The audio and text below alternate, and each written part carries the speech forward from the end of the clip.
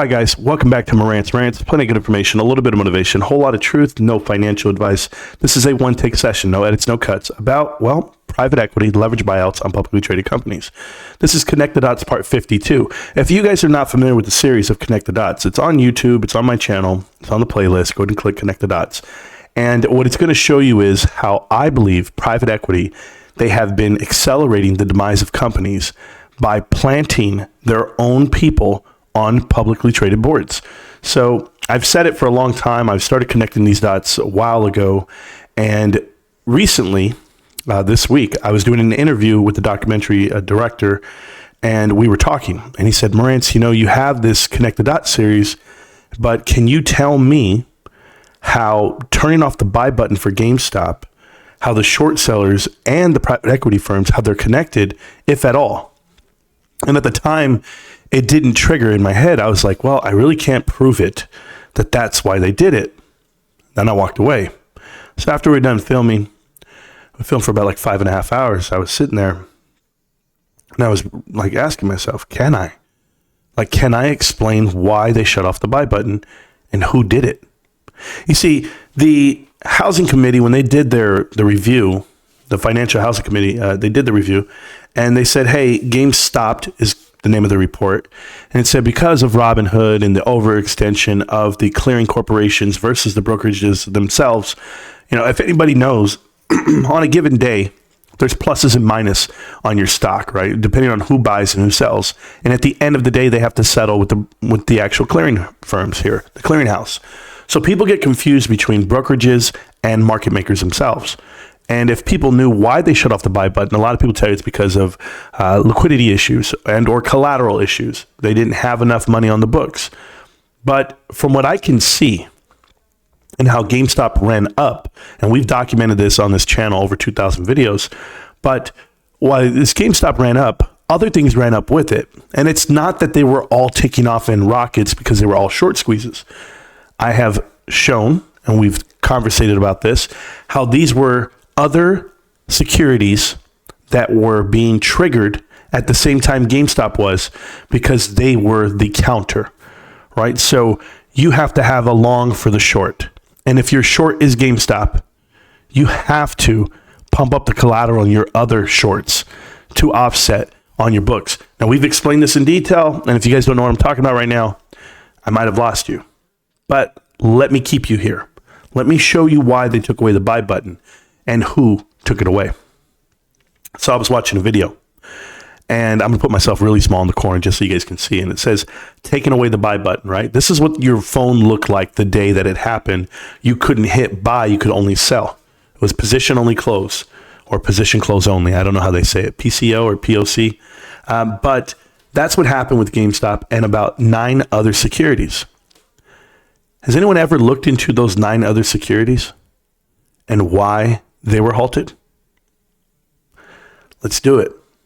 So here is the screen here, and it's going to tell you, we continuously monitor the markets and make changes where necessary. In light of recent volatility, we are restricting transactions in certain securities to position close only, PCO. There you go. Including America Airlines, AMC, BlackBerry, Bed Bath & Beyond, CTRM, which is a tanker of some kind, Express, which is XRPR, GME, GameStop, COS, which is a audio headphone maker, Naked, and that's Naked Group, NAKD, NOK, Nokia, SNDL, which is Sundial Growers, and TR and TRVG, so that's Tootsie Roll and Travago, Travelogo or something, Travago. I forget what their name is. It's a part of Expedia, but we'll get to it. So this is what they halted. So my theory, and what I've told you guys is why it happened, is because GameStop is what was going up. They had to pump the equity within these stocks and don't let them run away because they're short in those stocks as well. And so you'll see exactly what I'm talking about. If you're going to halt GameStop, you got to halt everything else. Just know that. Watch. First, this is America Airlines. America Airlines just happens to have the same peaks and valleys as GameStop. And I would just say GameStop, not AMC, because you'll see here on the chart, this 26, this one right here, this big arrow here, that big run up there is the actual January 28th.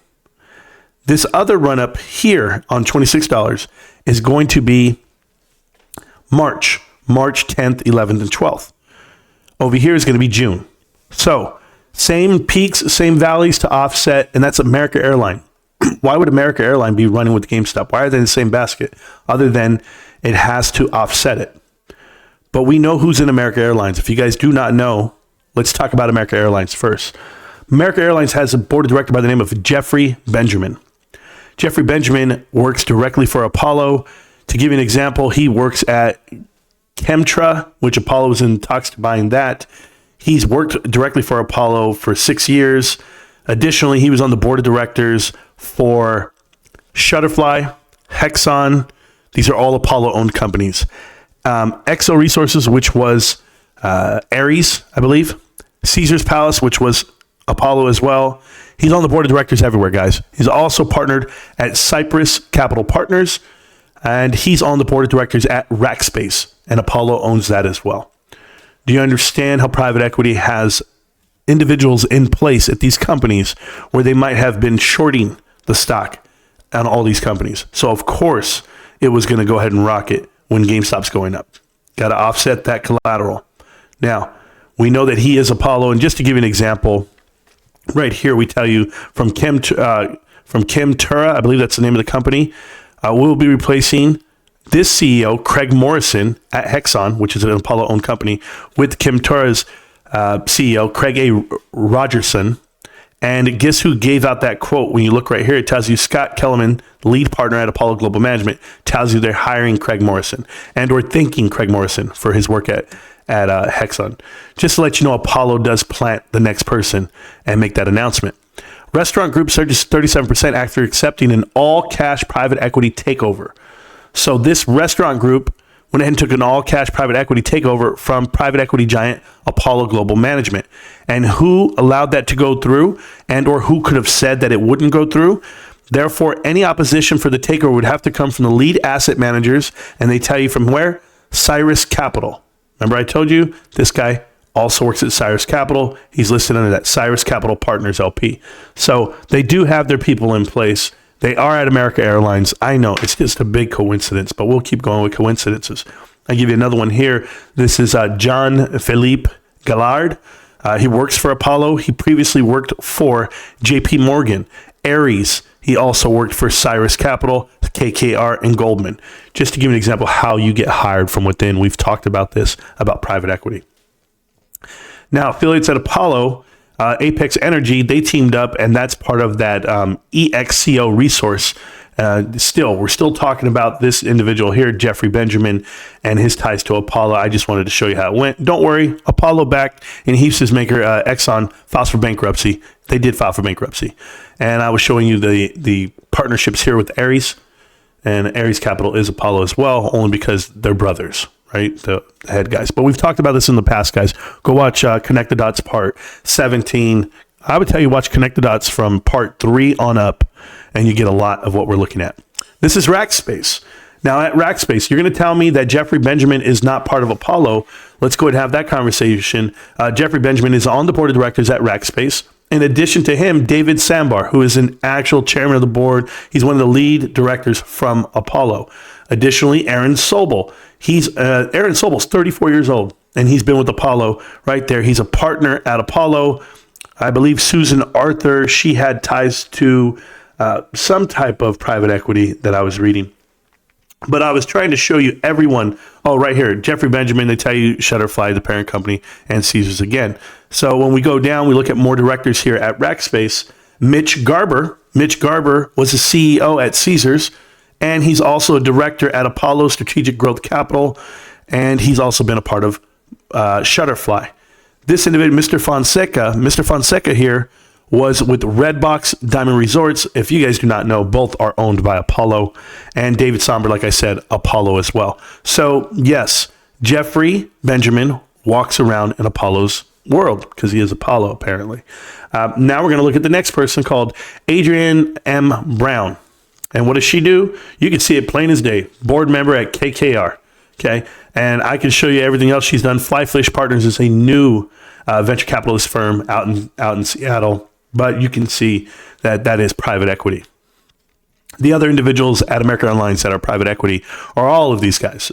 All these guys have a portion of private equity. Matthew J. Hart was at the Hilton Hotels Corporation, and he was there until Blackstone went ahead and bought them out. He's been dealing with private equity his whole time. Of course, that's where these guys get in place because private equity comes in. It's not just one group. It's not just Apollo. It's not just Ares, not just KKR. It could be all of them at once, but that's what you see. So when I look here, the next group, it's going to show you this man, Doug Stilland. He is an advisor at Blackstone. It's just what it is, guys. And there's even one person they didn't show a picture of, Richard P. Schaefer, and he is a partner, or has been a partner at TPG. We talked about them, Texas Pacific Group. That's more private equity. My point of all of this, private equity is at American Airlines. So when they halt American Airlines and they tell you they don't want that stock to trade anymore, they want it at position close only, well, now you know why, right? Because they are private equity. The next stock on the list is AMC. Guys, I don't have to go over AMC. I have 1,000 videos of it. Go ahead and watch one. They are flat out Apollo. Every single ounce of that company is Apollo. They were bought out by Apollo in 2001. They have a partnership with JP Morgan. Those guys are still in place. The directors you see are affiliates of Apollo. And Adam Aron is the chairman of the board, CEO, and he has worked for Apollo for 20 years. So the next stock that got halted was BlackBerry. When we look at BlackBerry, private equity is all over this, right? The Carlyle Group, you name it. BlackBerry actually was taking a portion of it, was going to go private. It was going to be Fairfax. The original creator of BlackBerry was going onto the Fairfax board, and we talked about it here on all these. If you're going to read all this, you can't see it. But in addition to that, I'll give you this example. This individual here, John Shin, he's the former head of Sybase, will serve as BlackBerry's interim chief. Well, who is he? He's Silver Lake Partners, guys. The same Silver Lake Partners that gave millions, $750 million to AMC. And they're in the same building, the same floor at the Solo building right below Apollo Global. So they put their man in place, Silver Lake's there. They also own Dell Computers, which is private at the time. And he's worked there as well. So this individual is at BlackBerry. BlackBerry is driven by private equity. That was the point of that. The next one, Bed Bath & Beyond. You guys can go ahead and look at Bed Bath & Beyond. We hit it dead on the money, 100%.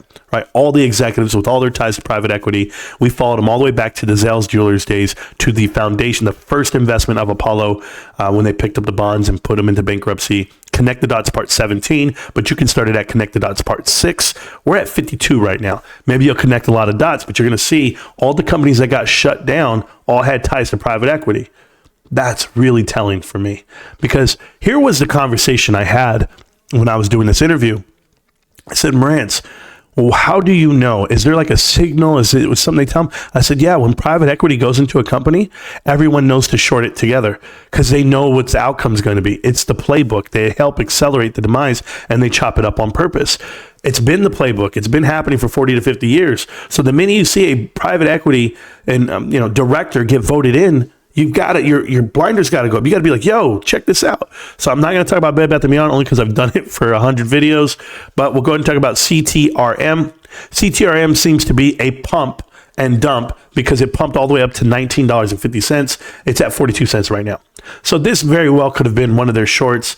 And as it got pumped up, because GameStop's going up, guys, you have to offset this other short. You have to get some type of collateral on the books to offset what is happening to GameStop.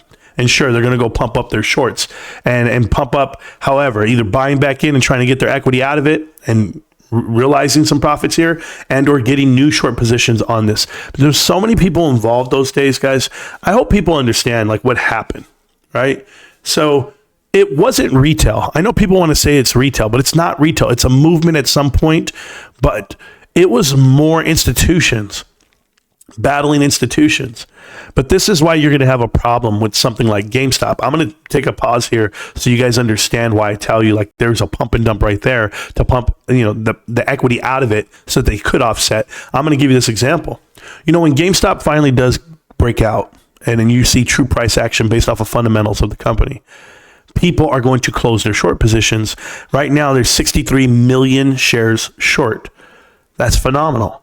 Phenomenal for a company that operates at a profit, that has a transition, that has a pivot, and that has trajectory up and to the right. They have Ryan Cohen, they have leadership, they have zero debt, and they're doing well with over $1.2 billion worth of cash and equities, right? So if they're doing it the right way, and that stock actually gets evaluated the correct way and priced out the right way, and shorts start closing, as the stock goes up, guess what? New shorts are going to jump in, and they're going to keep trying to suppress it. But at some point, it's going to have a trigger effect where everybody just has to keep buying in at that point, because they're going to have to go ahead and cut their losses. It's infinite. And you'll see how high the stock goes. But for me personally, I'll just wait for the fundamentals to settle out. But let's talk about Express, because that's the next one. So Express jumped up. Same timeline. Express jumps up, it jumps up, and it jumps up. This is going to be January, March, and then June. Same deal. Why would Express be jumping up with AMC and GameStop? Well, it's because they have to have that equity on the other side. And if you don't think Express is part of private equity, go ahead and look at the first director here. The director and the chair of the audit committee was at GNC. We know that Apollo ran GNC for X amount of years through their bankruptcies and still have their people on place and in boards.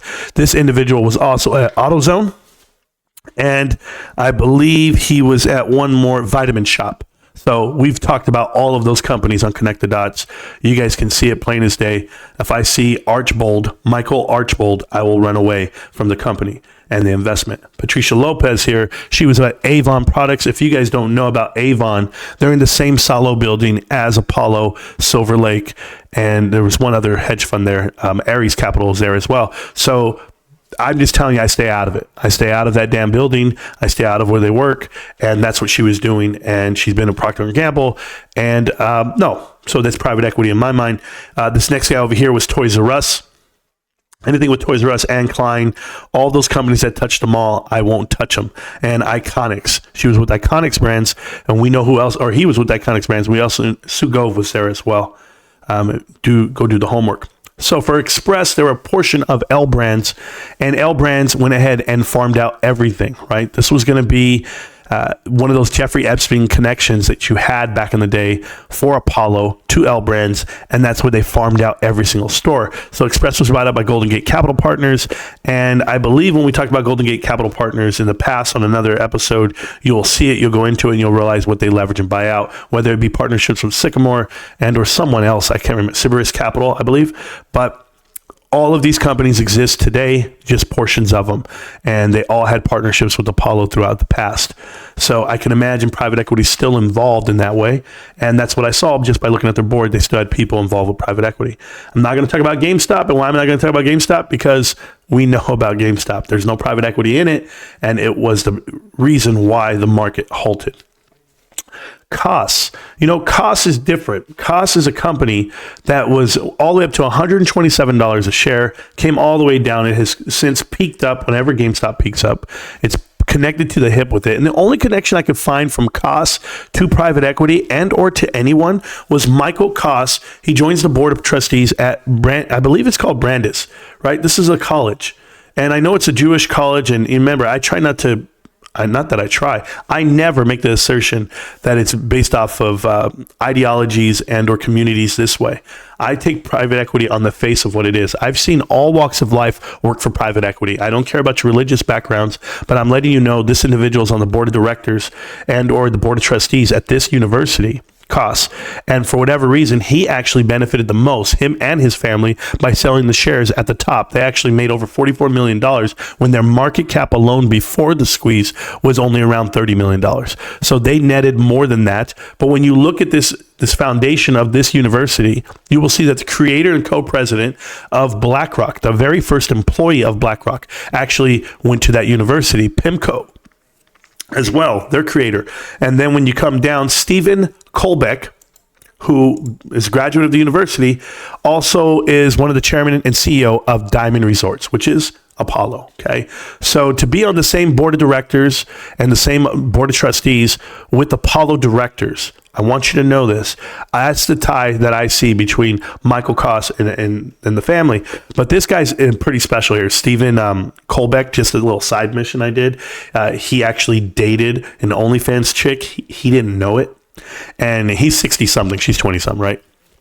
And he's buying her $1 million stuff and parading her around the house. And this is what she was really doing. She was actually filming herself and taking porno videos or doing whatever behind his back while he wasn't watching, while he was downstairs. She was using the mansion as a backdrop, and the cars and the yachts and everything. And he was upset, so he sued her.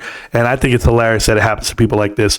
But yes, he works for that, and he's connected with that in that university. But there, so another alumni of the school is right here, and who's that with? An executive committee member from AutoZone.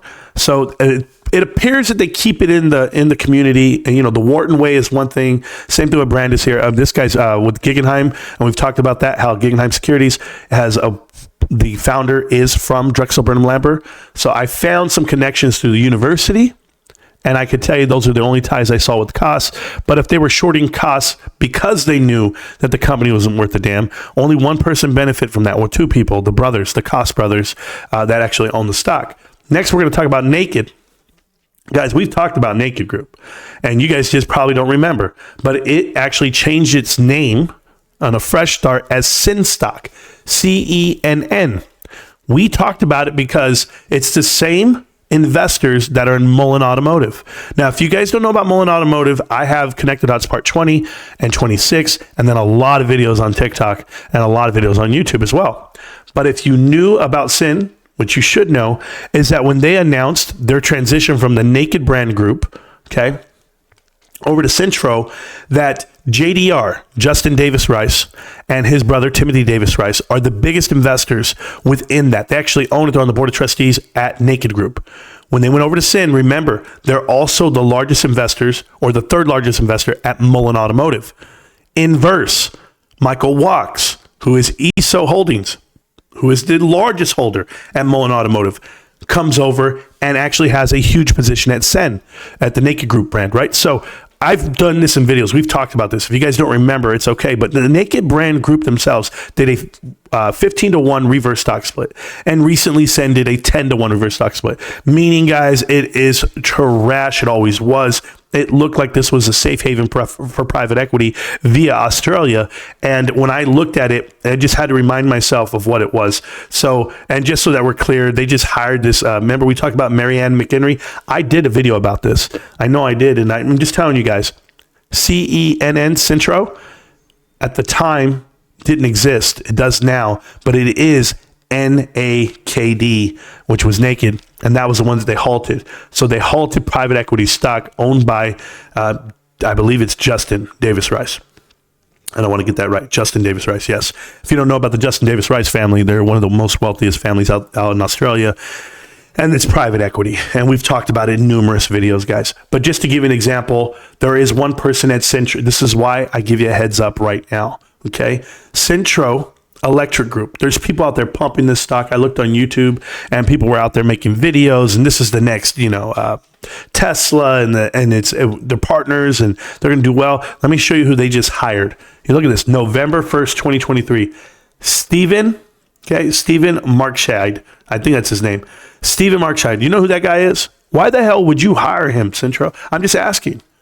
What is it that he brings to the table? He used to work for GE Capital. That's what gave it away for me. When I saw that, I go, GE Capital. And then you look and he goes, worked with Boston Consulting Group. I'm like, oh, man, I get it. You know what? Let me go look him up. So then when I looked up this transaction, I looked up this company. It's called the TKK Symphony Acquisition Corporation. And you look on there and you see that Mr. Stephen Markscheid, right, was over there. And I have his whole resume here. Just fine. But when you look at the management, it says management team's experience with private equity and professional services firms.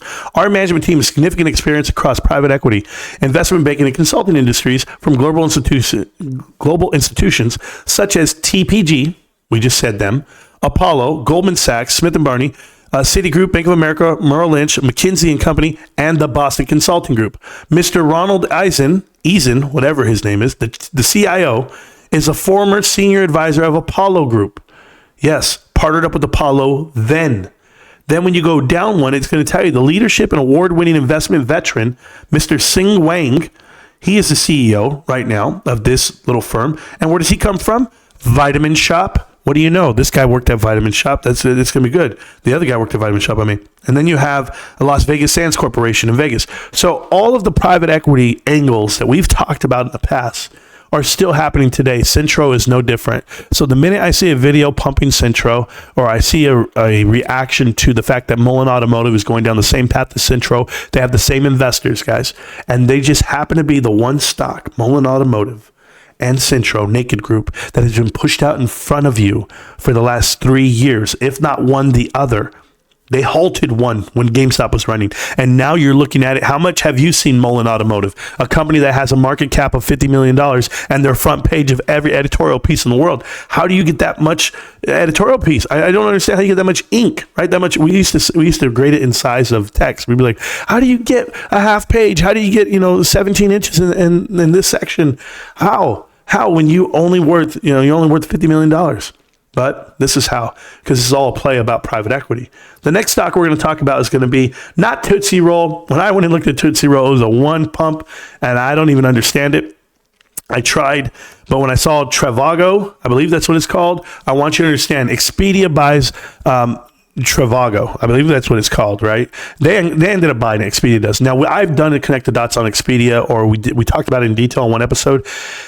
Private equity, right? Private equity, the whole deal, Apollo, you name it. So there's no different here. Expedia Group names Peter Kern as the new CEO and lands $3 billion in a finance package. So Expedia, the parent company of Trivago, you want to know the ties to private equity? Here it is.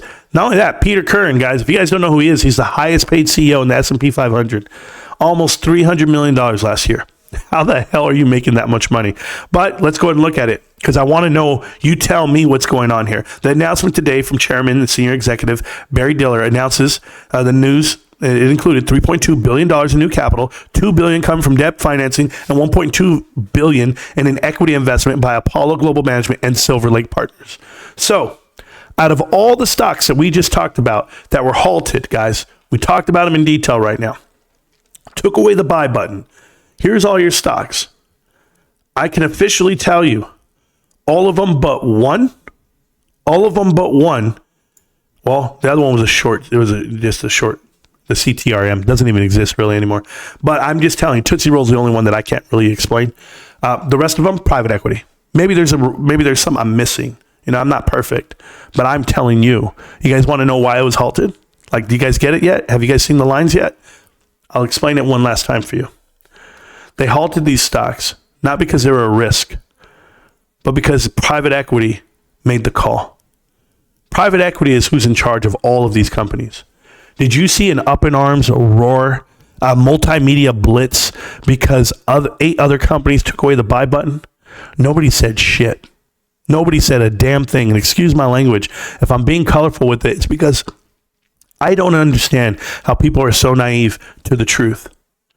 Connect the dots is real. I have been able to connect the dots from KKR in the 60s to Drexel Burnham Lambert in the 70s to you today to see the Carlyle Group, Bain & Company, Oak Tree, I forget. And then there's all of them, Ares, TPG, and there's so many. And all they do is take 2 and 20. They just take some fees from you. They run the company to the ground, and guess who loses? The public. It's the truth, guys. And if you guys don't want to believe it, that's fine. But if you see the connections, if you understand who took away the buy button, private equity took away the buy button. They protected themselves. They had no choice, because there's only one thing that's going to tear you apart, and it's right here across my chest. GameStop. Can't stop, won't stop. GameStop. I'm still buying, but maybe you understand that private equity runs every single company that was halted, with the exception of GameStop. Peace.